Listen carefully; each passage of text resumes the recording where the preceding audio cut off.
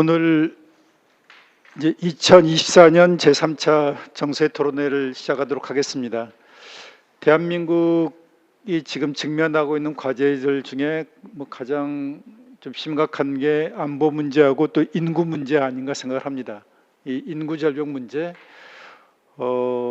이것은 앞으로의 경제뿐만 아니라 안보 등의 모든 분야에 상당히 큰 이제 도전 과제가 될 텐데, 이제 이 문제를 해결하는 데 있어서 이웃나라, 옆나라가 이제 과연 어떻게 대응을 하고 있는지 들여다보는 것은 우리에게 많은 시사점을 줄 것이라고 생각합니다. 그래서 오늘 정매 박사님이 이 주제로 발표하기로 하셨고, 그래서 한 30분 이내로 좀 발표 부탁드리겠습니다. 네, 안녕하세요. 오늘 이렇게 발표할 기회를 주신 데 대해서 우선 연구소에 감사드립니다. 제가 작년에는 의회 외교에 치중을 해서 매번 발표 때마다 의회 외교에 대한 발표를 했었는데, 그때는 이제 연구소의 요청도 있었고 제가 기존에 했던 연구 분야이기도 해서 재미있게 발표를 준비했고요. 오늘은 그러면은 의회 외교 하던 분이 오늘은 왜 갑자기 인구지? 라고 생각을 하실 수도 있을 것 같은데, 사실 제가 박사 논문이 복지국가론에 대한 검토였습니다. 그래서 1981년에 나카소네 정부가 신자유주의적 개혁을 추진하면서 복지국가론이 복지사회론으로 변용하게 되는데, 그 과정에서 얼마나 국가 복지가 후퇴했는가를 검증하는 이제 국가론에 관한 것이 저의 이제 박사 논문의 주제였고요. 그 바람에 저보고 사회복지학 박사냐는 질문을 많이 받기도 했는데, 사실은 그게 아니고 국가론이 전공입니다. 그래서 그 연장선상에서 사실 우리나라에서도 인구 절벽에 대한 위기감이 팽배하면서 인구 문제에 대한 논의들이 많이 이루어지고 있는데, 저는 이제 그 부재를 담은 것과 같이 인구 감소를 전제로 한 미래 비전의 구축, 즉 육아휴직률을 몇 퍼센트로 올릴 것인가, 합계 출산율을 몇 퍼센트로 올릴 것인가 하는 그런 구체적인 논의 이전에 국가 비전에 대한 논의를 좀 해보자라는 생각에서 준비를 했고요. 그리고 이 계기가 금년 1월에 일본에 이제 민간인들이 모여서 인구 비전에 관한 매우 의미 있는 제안서가 발표가 되었습니다. 그래서 그 소개를 하는 것도 상당히 의미가 있겠다는 생각이 들어서 이번 주제를 정하게 되었습니다. 그러면 일단 첫 페이지부터 보기로 하겠습니다. 출산율 저하, 고령화 등 인구 문제는 현재 한국이 당장 해결해야 할 최대의 현안 과제로 부상하고 있고요. 그래서 급격한 인구 감소로 인해서 대한민국 소멸의 위기의식까지 고조되고 있는 상황입니다. 사실 4.10 총선을 앞두고 국민의힘과 더불어민주당 여야 모두 지금 순차적으로 공약을 발표하고 있는데, 가장 처음으로 발표한 공약이 바로 저출생 대책입니다. 국민의힘은 일가족 모두 행복이라는 것을 내걸고 주요 공약으로 여성가족부를 흡수하는 부총리급 인구부를 신설할 것을 제안했고요. 더불어민주당은 대한민국 생존을 위한 저출생 종합대책이라는 것을 발표했습니다. 나중에 시사점과 평가에서 다시 말씀드리겠지만, 국민의힘은 일가족 모두 행복, 국민의 행복에 방점을 두고 있고, 그러나 이 문제를 인구 문제로 대처하기 때문에 인구부를 신설하자는 것이 제안입니다. 더불어민주당의 내용을 보면은 현물성, 현금성 지원에 치중하고 있는 것을 알 수 있습니다. 우리 정부는 2005년부터 저출산 고령사회 기본법을 제정하고 대통령을 위원장으로 하는 대통령 직속의 저출산 고령사회위원회를 설치해서 운영하고 있고요. 2006년부터는 5년 주기의 저출산 고령사회 기본계획을 수립 추진하고 있습니다. 그래서 현재는 제4차에 해당합니다. 그림이나 표를 가급적 이해를 돕기 위해서 많이 넣었는데요. 보시면은 현재 2022년에 합계 출산율은 0.78이고요. 2023년은 0.72입니다. 그래서 한국의 합계 출산율은 세계 최저를 기록하고 있고, OECD 평균 합계 출산율의 절반에도 못 미치는 수준입니다. 그리고 합계 출산율은 이미 언론이나 이런 데에서도 많이 보도가 되었기 때문에 여러분들 개념은 잘 아실 텐데요. 15세부터 49세의 가임기 여성 한 명이 평생 동안 낳을 것으로 예상되는 평균 출생아 수를 의미합니다. 한편 고령화에 대해서도 살펴보지 않으면 안 되는데 고령화 속도는 인류 역사상 유례가 없는 수준입니다. 한국의 고령화 속도는.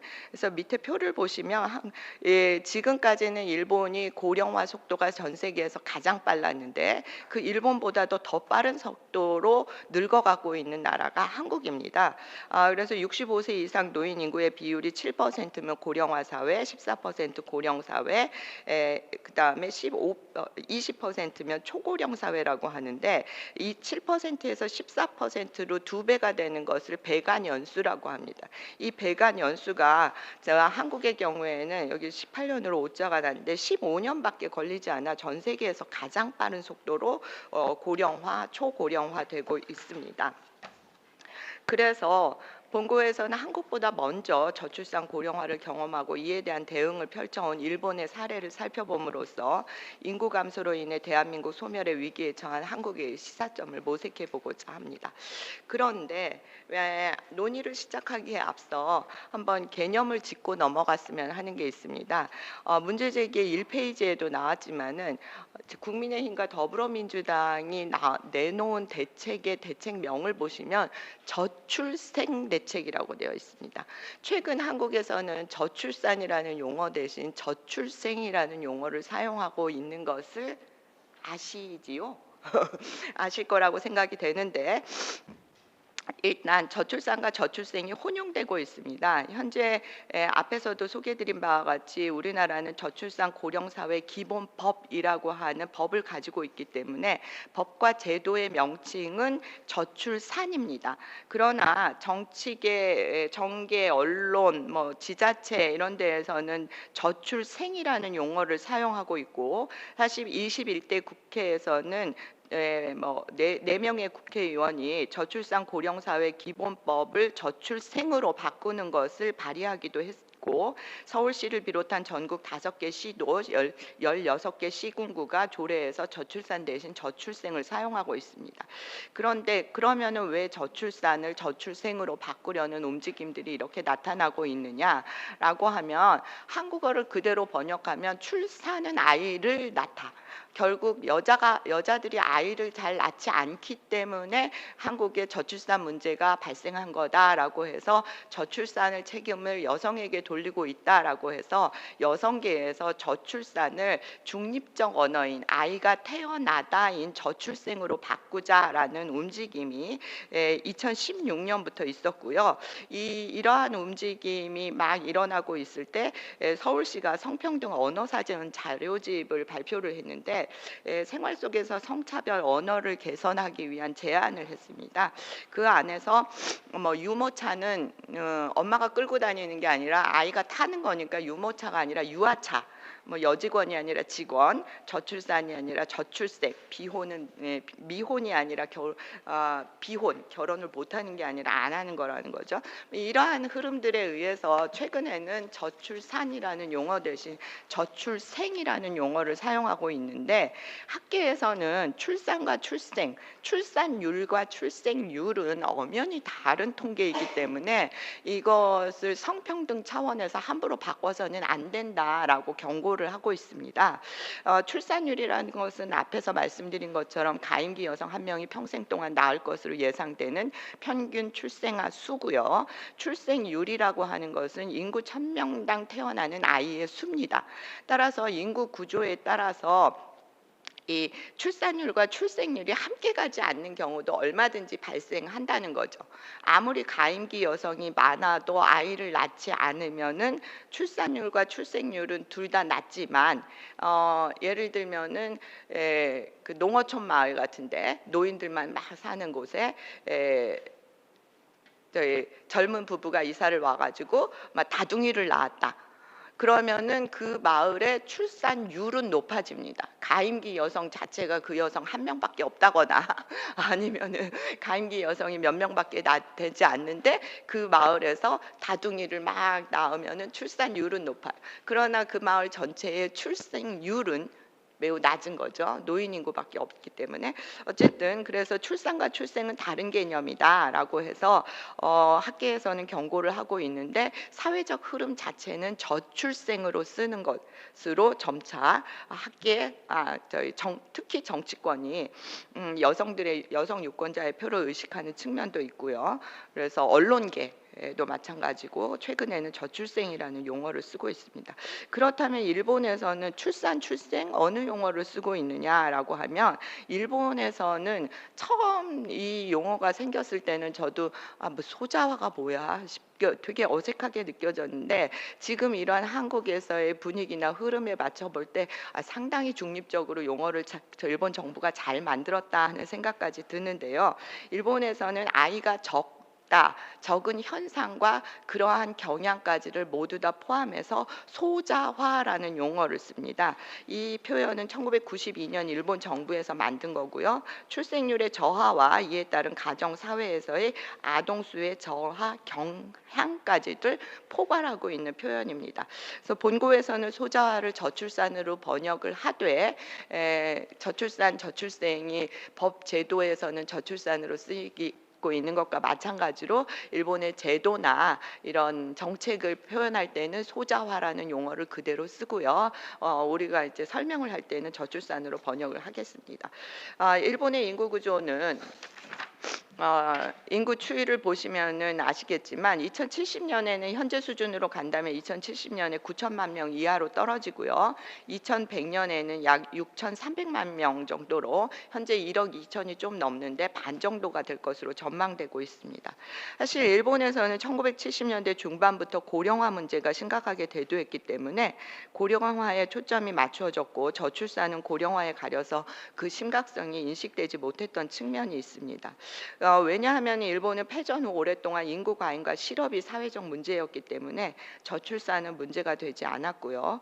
저출산이 정책 의제가 된 것은 이른바 1.57 쇼크라고 하는 상황이 발생했던 1990년부터입니다. 이 1.57 쇼크라고 하는 것은 일본도 동양 사회이기 때문에 1966년 말띠해에 여자아이를 출산하는 것을 지극히 꺼리는 경향이 있어서 지금까지 패전 후 1945년부터 가장 출산율이 낮았던 것이 1966년 병오년입니다. 그때 출산율이 전후 최저였던 1.58이었는데 이때보다 더 낮았다. 그래서 1.57 쇼크라고 부릅니다. 이때부터 출산율이, 뒤에 표를 보시면 아시겠지만 이제 그때 1.58로 급격히 낮았다가 그 이후에 1966년에 급격히 낮았다가 쭉 지속적으로 낮아져서 1.57을 1989년에 기록한 것인데, 사실 지속적으로 낮아졌는데 1.58보다 낮아졌기 때문에 이때 쇼크를 받은 것이고요. 그래서 가장 최저를 기록한 것은 2005년에 1.26, 그리고 지금 현재는 1.36 정도로 회복이 되었습니다. 다음은 일본의 65세 이상 인구의 추이고요. 사실 제가 지난번 정재흥 박사님, 김규범 박사님 발표 때 그 캡처를 해왔어도 좀 한국어로 좀 텍스트 박스를 바꾸던가 할 것을 코멘트를 한 바 있는데, 그래서 이번에는 제가 거의 다 직접 그리거나, 원래 제가 발표할 때는 항상 그렇게 하기 때문에 지난번에도 그런 부분이 제 눈에 더 띄었던 것인데, 이번에는 지난번에 제가 한 코멘트에 책임도 있고 해서 대부분의 경우는 제가 직접 그리거나 아니면은 텍스트 박스를 전부 한글로 바꿔가지고 최대한 성의를 보였습니다.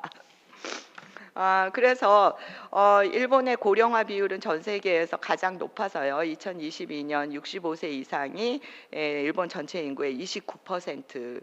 이고요. 장래 인구 추계에 따르면은 2070년에는 38.7%가 될 것으로 예상이 됩니다.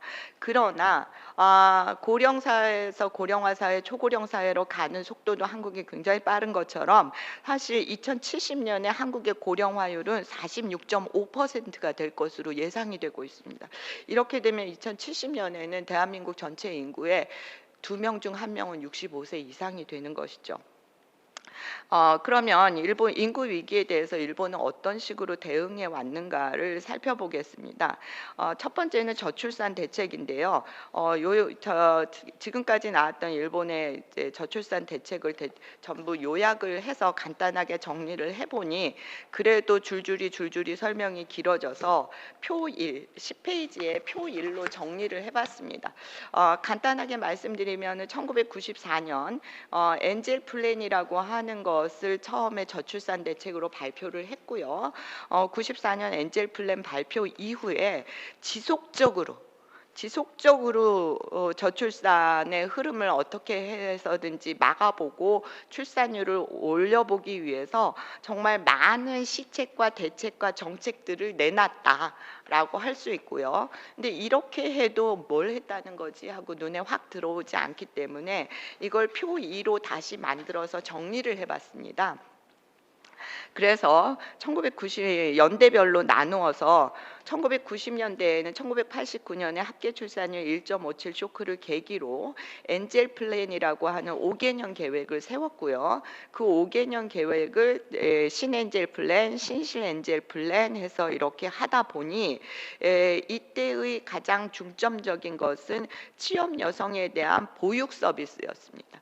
그리고 이거의 정책의 흐름이 점차 바뀌고 있다라는 것을 이렇게 정리해 보면 더 눈에 들어오는데, 그래서 처음에 95년에 만든 엔젤 플랜에서는 취업 여성의 아이에 대한 보육 서비스. 그래서 그 범위가 굉장히 좁죠. 신엔젤 플랜에서는 워라벨입니다. 일가정 양립을 위한 기업 문화와 사회 인식 개선. 이라고 하는 것에 중점이 옮겨졌고요.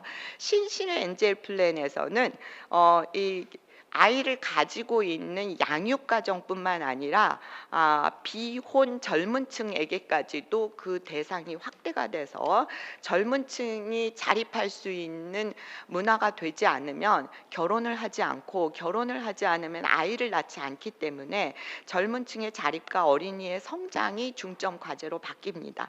그리고 이렇게 하다 보니까 재원 마련이 시급해져서 사회보장 조세 일원화 개혁을 하고 소비세율을 인상하면서 이 소비세율의 인상분을 재원으로 사용하게 됩니다.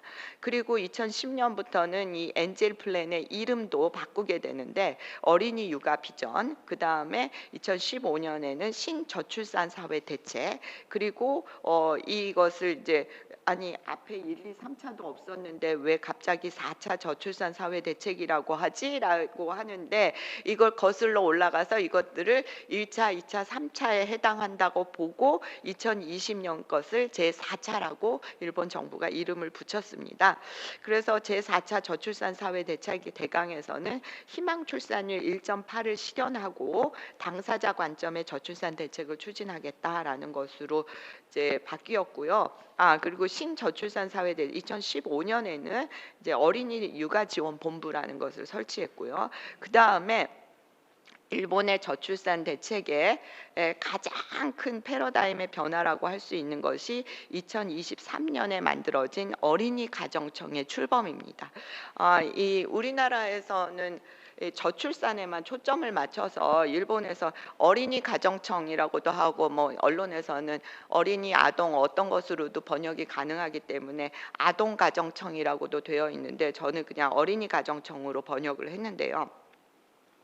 이 저출산 대책의 총사령탑, 아니면은 저출산에 국가 차원에서 보다 더 적극적으로 임하기 위해서 저출산 대책만 따로 떼어서 어린이 가정청을 신설했다, 이런 식으로 기사가 나와 있는데, 그것은 이 패러다임의 전환을 전혀 모르고 쓴 기사라고 저는 이제 비판하고 싶고요. 사실 이 어린이 가정청은 임신, 출산, 육아를 지원하는 것은 물론이거니와 어린이 인권 등 어린이 관련 정책을 총괄하는 사령탑이지 저출산의 사령탑이 아닙니다. 그래서 여기 보면은 12페이지에 어린이 가정청이 기존에 문부과학성, 후생노동성, 총무성, 내각부, 농림수산성, 경찰청, 재무성, 경제산업성이 가지고 있던 어린이 관련한 모든 것을 싹 다 가져옵니다. 그래서 이 12페이지 맨 밑에 두 번째 줄에 쓴 것과 같이 이 어린이 가정청의 신설이라고 하는 것은 일본의 저출산 대책이 출산율을 제고하는 것에서 출생한 아이가 행복한 나라가 되는 것으로 패러다임을 완전히 전환시킨 것이라는 것이죠. 그래서 이 청의 역할이나 부서를 보면 전혀 저출산의 총사령탑이 아닙니다.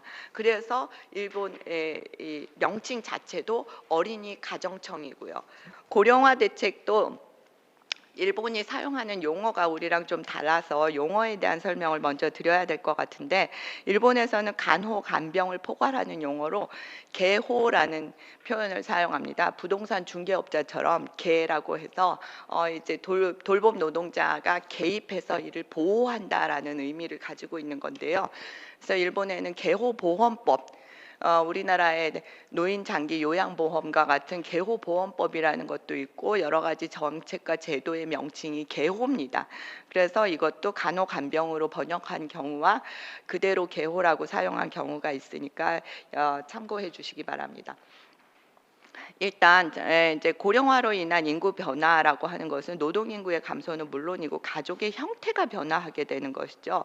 그래서 노인 단독 세대가 꾸준히 증가하게 되는데, 이 노인 단독 세대의 증가라고 하는 것은 간호와 간병을 비롯해서 사회적 지원을 필요로 하는 세대의 증가로 이어집니다.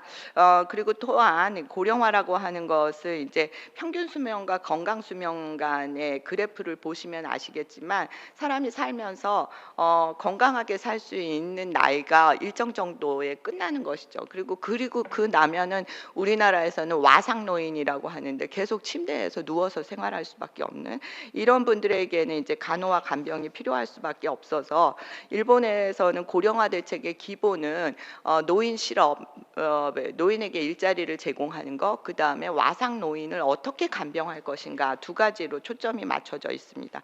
그래서 1989년부터 이제 저출산 대책은 NGL 플랜, 실버 대책은 실버 플랜이라고 안 하고 골드 플랜이라고 해서 골드 플랜, 신골드 플랜, 골드 플랜 21이라고 하는 것을 지속적으로 발표를 했는데, 여기에서의 가장 요지는 뭐냐 하면은 돌봄 노동의 사회화입니다. 물론 이제 보육 서비스도 마찬가지죠. 돌봄 노동의 사회, 아이를 낳으면 사회가 키운다, 국가가 키운다라고 하는 것인데, 특히 간병 같은 경우에는 개호의 사회화를 목표로 하고, 우리는 이제 요양보호사라고 하는데 일본에서는 홈헬퍼라고 합니다.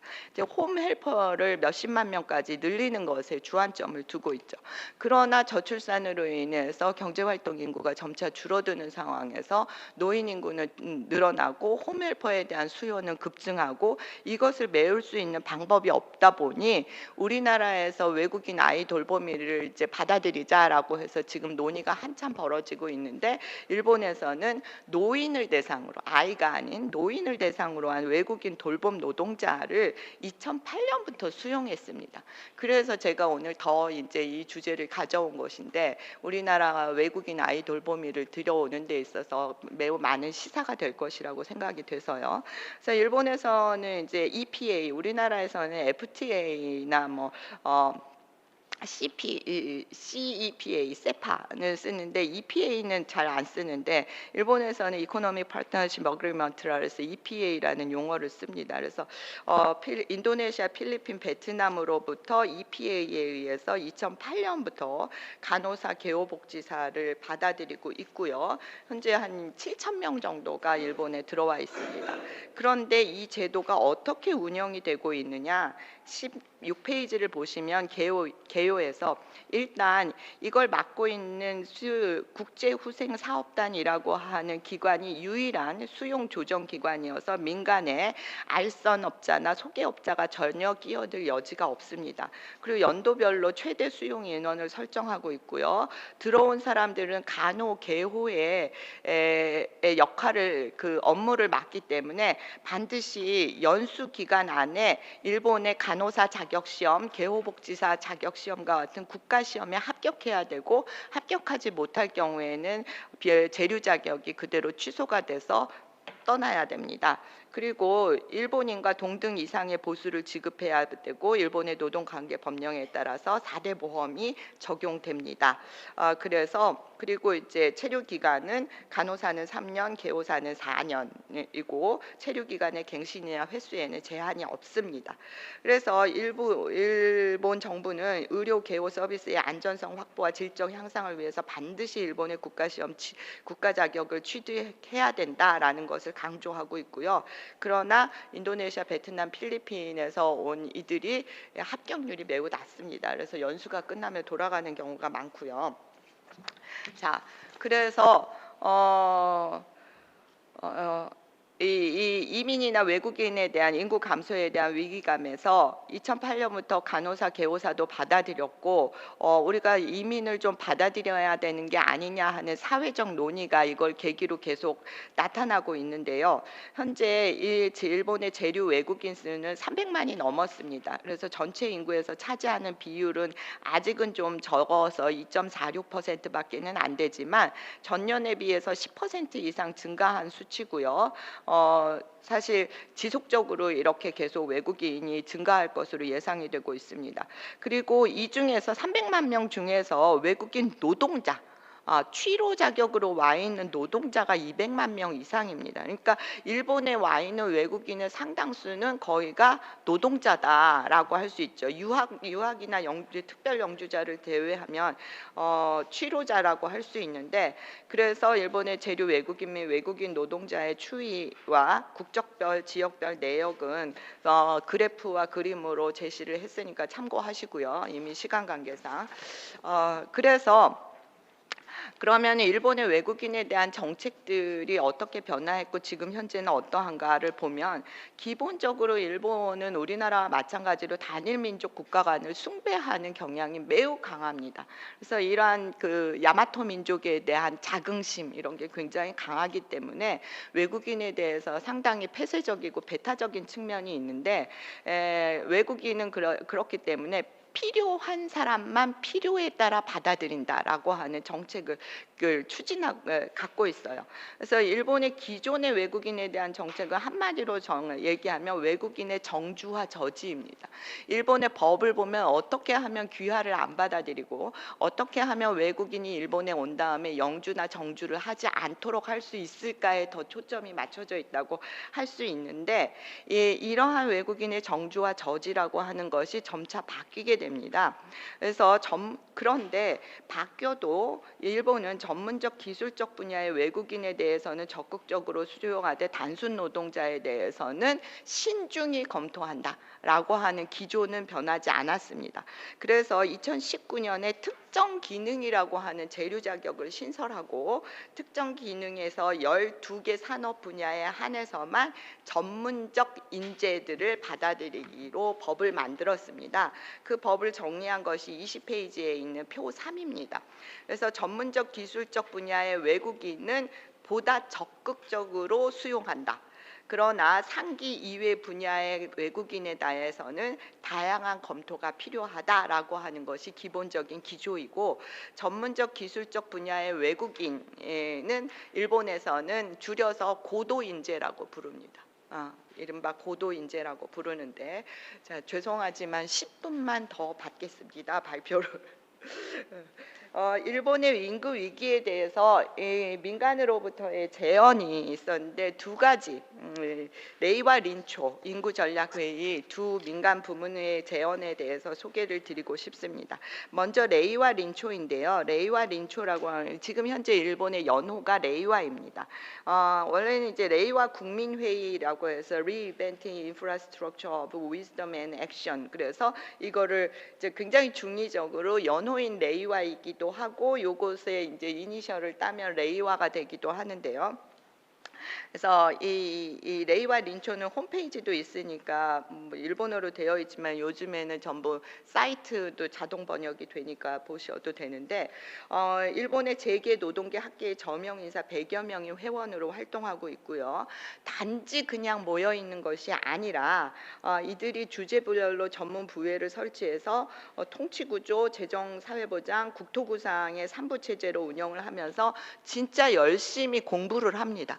그리고 제언서를 내놔서 작년 2월에 레이와 린초 구상이라고 하는 것을 내놨고요. 재계 노동계 학계라고 하는데 우리로 따지면 정말 재벌 총수들, 그리고 민주노총 한국노총 위원장, 그리고 학계에 저명한 석좌 교수급의 사람들이 거의 다 모여 있습니다.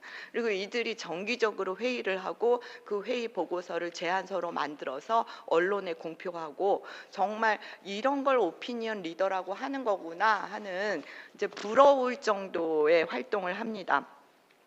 이 레이와 린초는 2023년 6월에 인구 감소 위기를 직시하라라고 하는 호소문을 발표했는데, 이들이 얘기하고 있는 것은 뭐 다양한 내용이 있는데 오늘의 발표와 연관 지은 내용만 말씀을 드리자면, 외국인 노동자를 적극적으로 수용하라라고 하는 것입니다.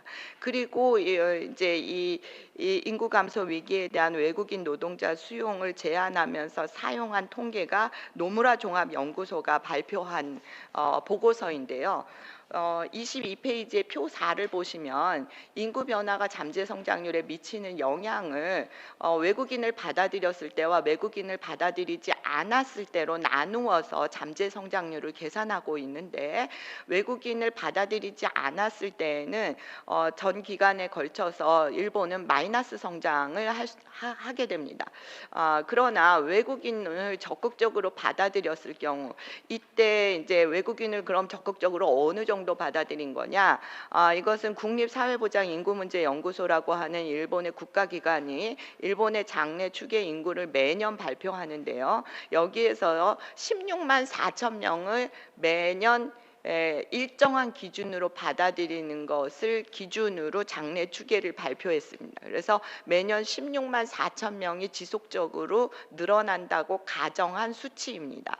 그러나 작년에 비해서 올해 11.4%의 외국인이 증가했기 때문에 그 속도로 증가한다고 하면은 16만 4천 명보다 훨씬 많은 수가 증가할 것이기 때문에 이것이 이제 단순 추계가 아니라 실질적인 걸 증가분을 반영한다면 잠재 성장률은 더 높아질 것이다라고 하는 것이죠.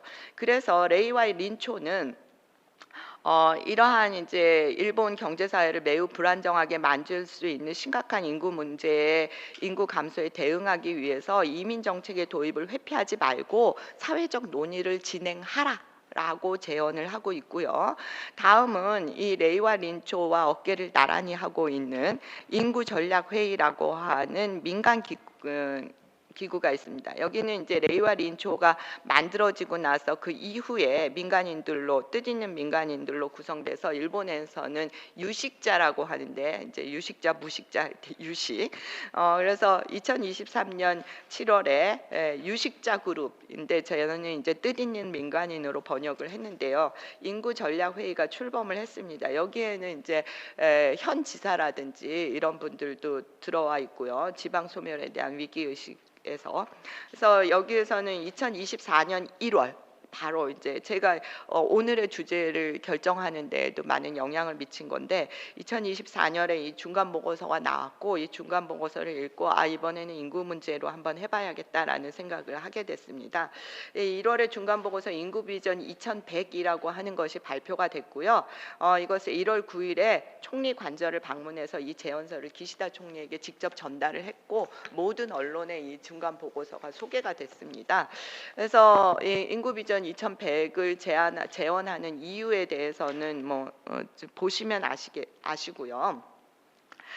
특히 이제 이 인구 비전 2100에서 앞의 논의와 관련해서 외국인을 수용하는 것에 대한 인구 전략 회의의 제언을 이제 좀 종합해 보자면, 일단 인구 비전 2100에서는 23페이지의 동그라미 숫자 5번인데요. 가장 기본은 인구의 안정화와 강인화 두 가지를 키워드로 하고 있습니다. 근데 이제 저는 안정화라고 번역을 했는데, 가로 안에 있는 한자를 보시면은 정상화입니다. 근데 이 정상화가 발을 정이 아니라 안정할 때 정이에요. 그래서 인구를 안정시켜서 그것을 꾸준히 이어간다 하는 정상입니다. 그래서 그냥 그냥 안정화라고 번역을 했고요. 그리고 그러한 안정된 인구를 강인하게 만들어서 실질적인, 그러니까 인구 증가에 초점을 맞추는 게 아니라 인구의 안정에 초점을 맞추는 것이 인구 비전 2100의 재현이고요. 그래서 인구 비전 2100에서는 이 2100년이 되면 인구가 6,300만 명으로 반감을 하고 고령화율은 40%가 되는 늙은 나라가 되는데, 이 지금이야말로 늦은 것을 만회할 수 있는 마지막 기회다. 그런데 4번에 보시면 안정적으로 성장형이 있는 8천만 명 국가를 지향하자.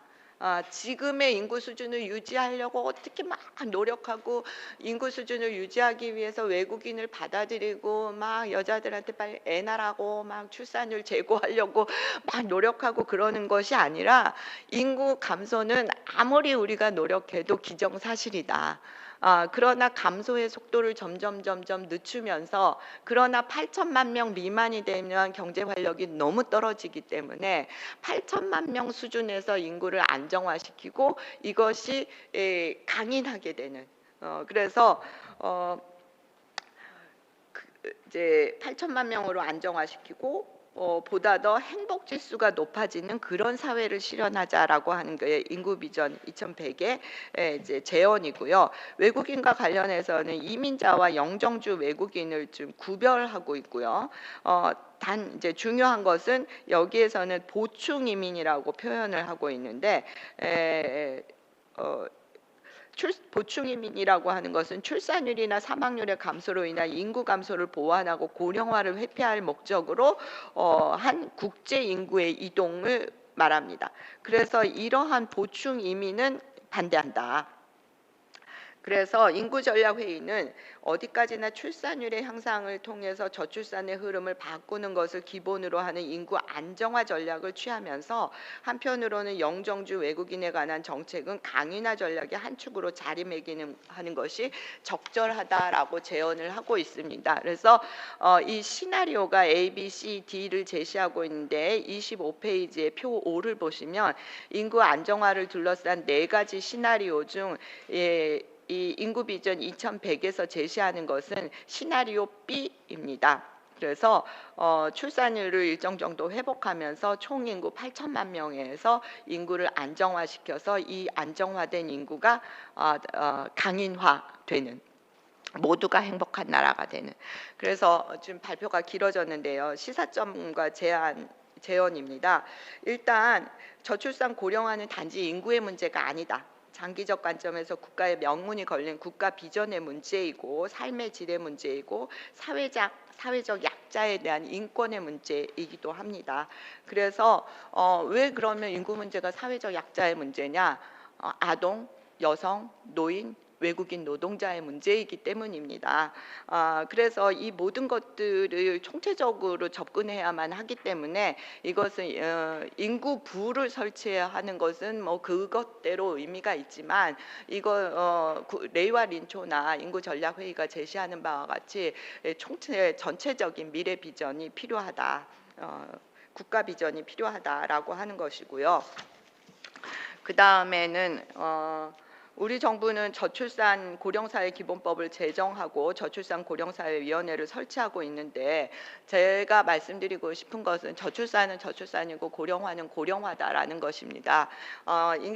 단순히 인구 문제에서 접근하고 있기 때문에 저출산 고령화를 한데 묶어 놓는데, 저출산에서 다루어야 하는 내용은 이제 출산율 제고를 위해서는 청년 실업의 문제라든가 성평등의 문제, 아동 인권의 문제, 그다음에 이 기업 문화의 성평등적인 기업 문화의 개선 등등의 문제가 있고, 고령화라고 하는 것은 일본에서처럼 이제 노인의 일자리 문제라든가 아니면 와상 노인의 간병의 문제라든가 기타 이러한 문제들이기 때문에 전혀 정책의 영역이 다르다. 그래서 단순히 인구 문제로 접근해서 두 개를 뭉쳐놔서 우리나라 저출산 고령사회위원회에 어떤 위원들이 들어가 있는지 멤버를 보면 전부 그냥 사회복지학과 의학과 교수, 뭐 행정학과 교수 이런 분들이 있는데 저출산위원회와 고령사회위원회를 떼어놓고 다르게 접근해야 된다고 생각을 하고요.